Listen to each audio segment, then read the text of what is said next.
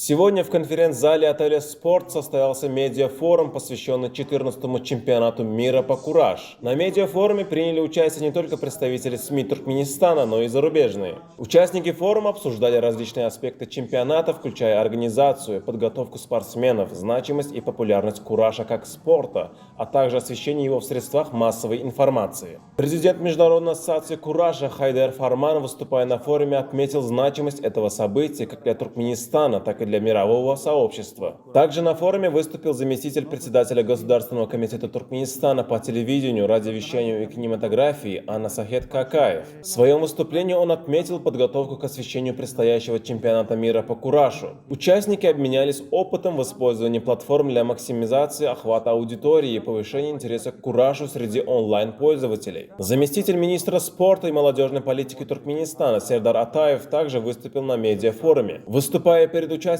Сердар Атаев отметил, что сборная Туркменистана по куражу провела множество подготовительных тренировок и приняла участие в учебно-тренировочных сборах в Узбекистане, Кыргызстане и Китае. Медиафорум оставил яркое впечатление о важности информационного сопровождения соревнований по куражу и подчеркнул роль медиа в популяризации этого традиционного туркменского вида спорта на мировой арене. Кураж был и остается главным развлечением на праздниках и торжествах.